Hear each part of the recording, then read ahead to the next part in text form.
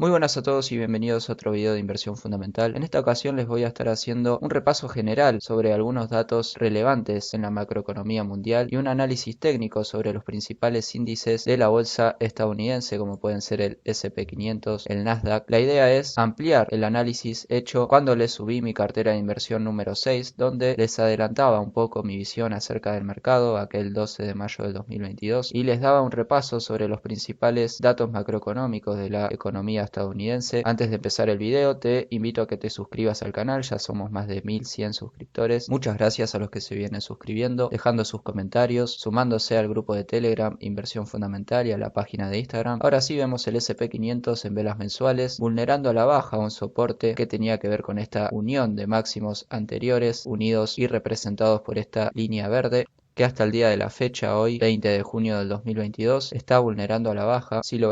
vemos en velas diarias, el índice está a un 7,5% de caída de lo que tienen que ver los máximos alcanzados antes de la baja del año 2020. Seguimos en hipótesis de corrección. Tenemos como principal soporte o zona de reacción este nivel de los 3.400 puntos para el S&P 500, que desde máximos hasta los 3.400 el índice estaría corrigiendo cerca de un 30%. Por otro lado, el Dow Jones, habiendo roto con fuerza esta tendencia representada por la línea verde, muy parecida a la que podíamos ver en el S&P 500, estamos cotizando muy cerca del nivel de soporte que tiene que ver con los máximos alcanzados antes de la crisis del año 2020 en el nivel de los 29.500 puntos. La corrección hasta los precios actuales es cerca del 20%. Seguramente este sea un nivel donde podamos empezar a ver rebotes. Seguimos en hipótesis bajista.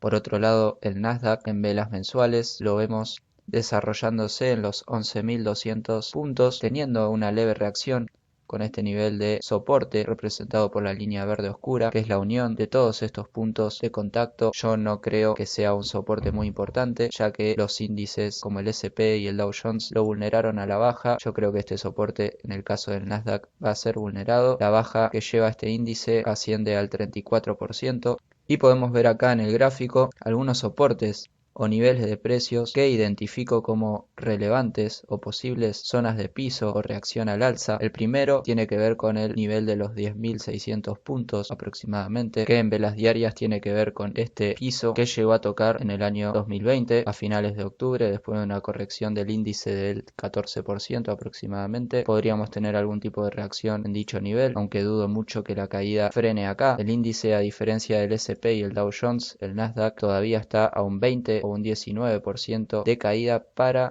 llegar a precios previos a los que tuvo en la baja del COVID en el año 2020. Seguramente este sea uno de los objetivos más importantes y una de las zonas más fuertes para el índice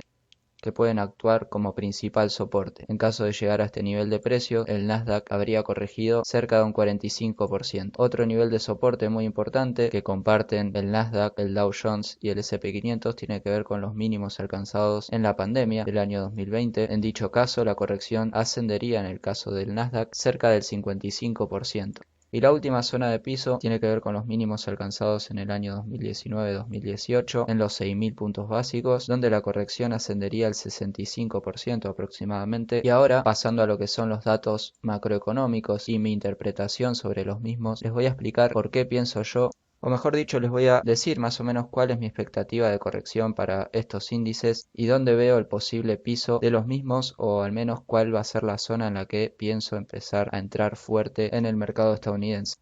Lo que primero les quiero mostrar son los datos económicos de los Estados Unidos y decidí empezar por el déficit fiscal desde los años 30 en adelante hasta el año 2015, donde podemos ver una media de déficit para el sector público estadounidense que ronda un déficit de 2,65% respecto al PBI. Vemos cómo fueron pocos los años en donde el Estado norteamericano tuvo superávit, que fue de un máximo del 4,6% y un mínimo y el déficit fiscal más grande hasta la fecha, provocada por la Segunda Guerra Mundial, del 30%. Vemos cómo a lo largo de la historia El Estado norteamericano gastó más de lo que recaudó vía impuestos, y si ustedes se preguntarán cómo se financió semejante déficit fiscal, creo que la principal respuesta que se viene a la cabeza es gracias a la aceptación del dólar como moneda de reserva mundial y al papel importantísimo como primer potencia económica y militar que tuvo a la salida de la Segunda Guerra. Estados Unidos logró tener tasas de crecimiento medio del 6% desde 1935 hasta el año 2020, siendo pocos los años donde la economía cayó en recesión.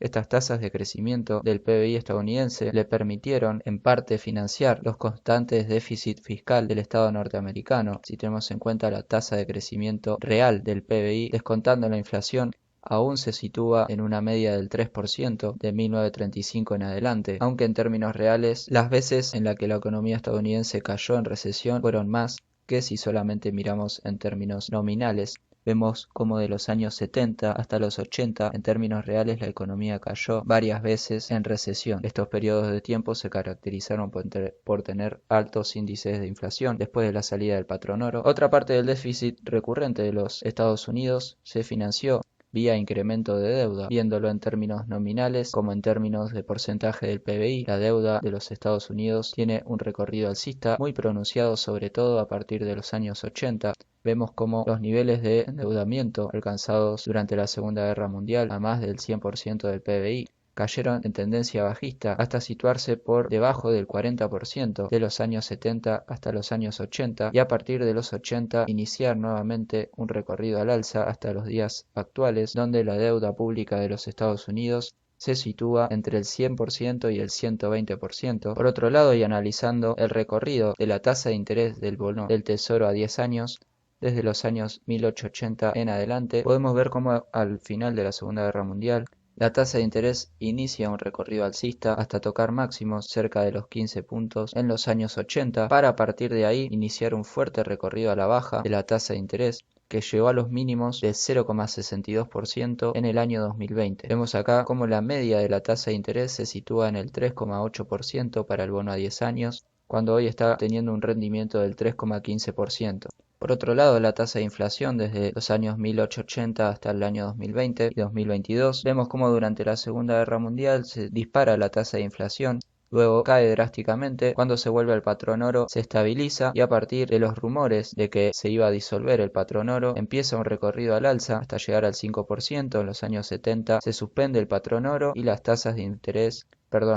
inflación empiezan a subir hasta llegar a un máximo en los años 80, un poco por debajo del 15%, nivel al que sí llegó la tasa de interés, que la situaron por encima del 15% para controlar la inflación y tener tasas de interés en ese momento reales positivas, que hicieron que baje drásticamente la inflación para vivir así años de relativa estabilidad y con inflación de un dígito y por debajo del 5% hasta el año 2021 y 2022, donde la inflación se vuelve a situar por encima del 8%. Por otro lado, vemos la tasa de desempleo de los Estados Unidos situándose en un nivel de 3,6%, en un punto relativamente bajo teniendo en cuenta los datos históricos desde los años 1950 en adelante, y vemos cómo la tasa de interés y la tasa de desempleo tienen una correlación casi idéntica, sobre todo de los años 70 hasta los años 2000, si tenemos en cuenta este pedazo de la tasa de desempleo con este pedazo de la tasa de interés. Vemos cómo la relación es directamente proporcional. A medida que sube la tasa de interés, sube el desempleo,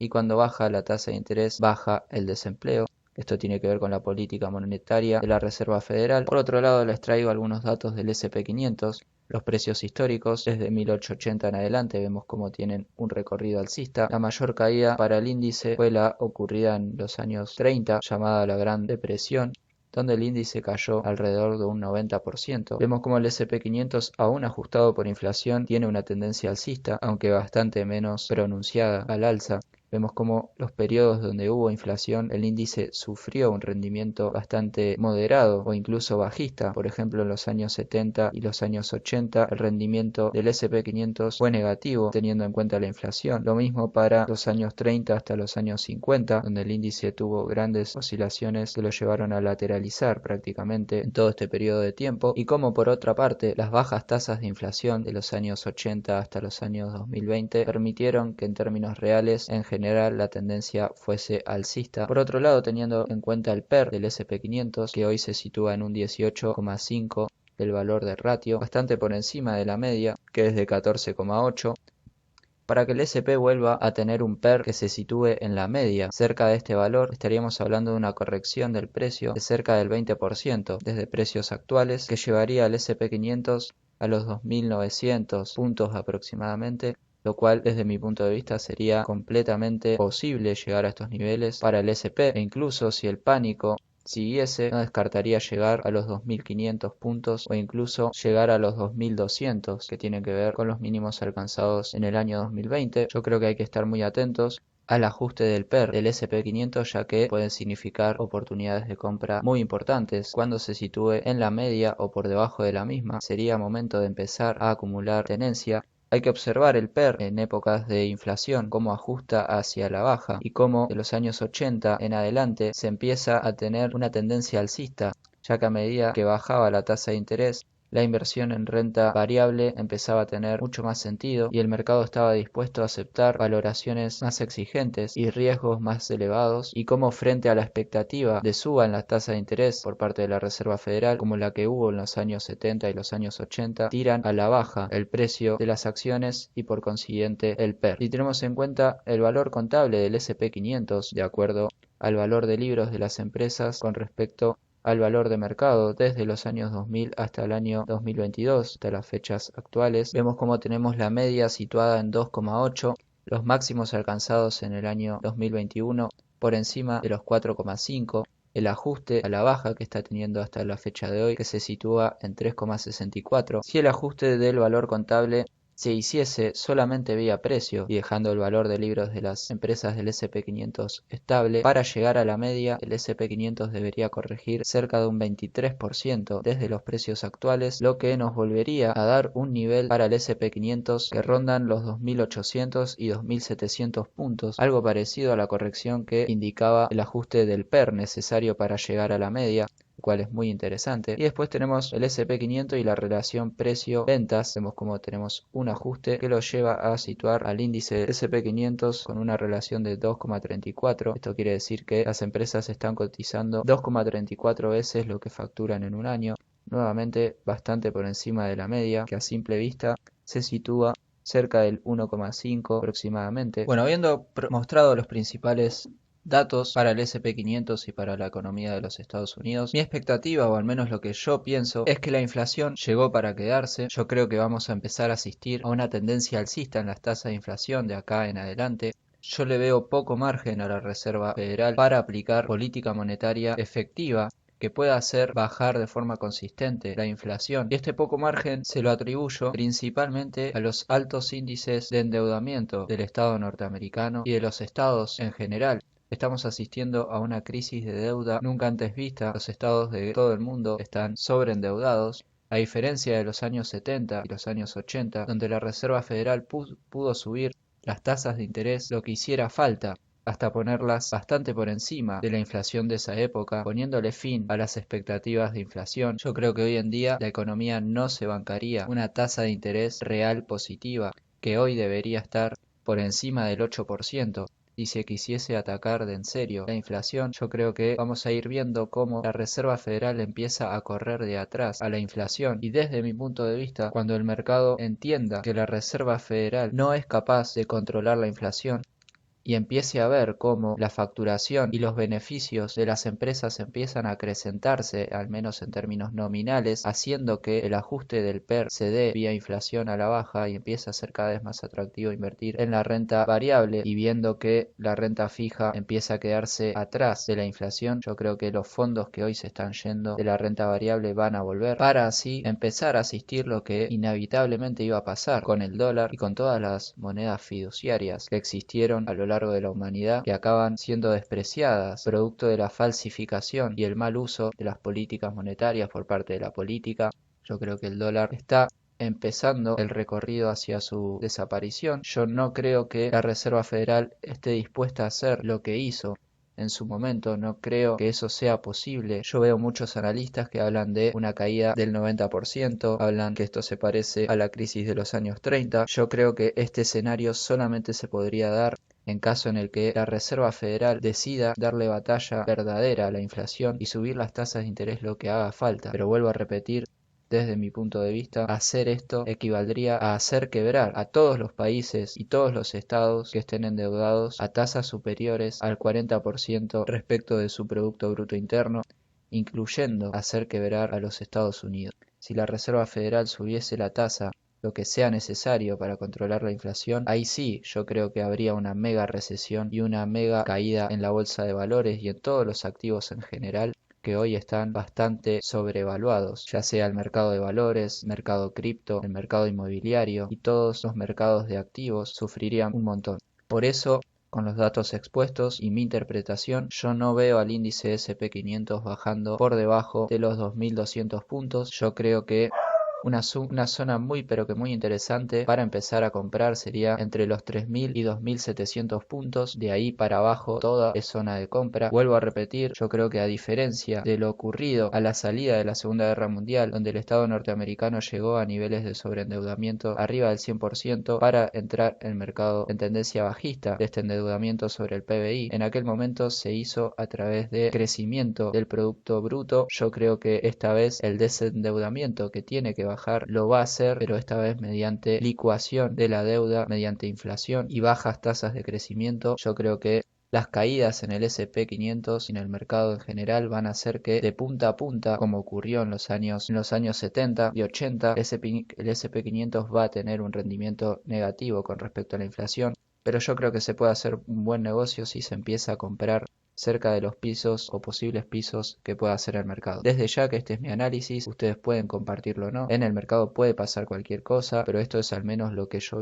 estoy viendo. Pueden decirme qué opinan ustedes en los comentarios. Los invito a seguir el debate en el grupo de Telegram Inversión Fundamental. Vamos a estar muy atentos a cómo sigan las principales variables macroeconómicas para ir ajustando el análisis y las expectativas hacia adelante. Yo creo que el escenario más benigno para el mercado es que las pequeñas subas de tasa de interés que tenga o que pueda hacer la Reserva Federal alcancen para bajar las tasas de inflación. Yo creo que en ese escenario la corrección se frenaría antes de lo que muchos están pensando, pero les vuelvo a repetir, no creo que pase eso y tampoco creo que la Reserva Federal vaya a subir las tasas de interés lo necesario para frenar la inflación. Los que vivimos en Argentina estamos familiarizados con esto, sobre todo con el proceso que se vivió en la época de Macri, donde siempre que se subía la tasa de interés nunca era suficiente para frenar al dólar y frenar la inflación, porque simplemente lo que estaba ocurriendo era el desprecio de la moneda argentina. Y ahora sí, sin nada más que decir, un saludo y hasta la próxima.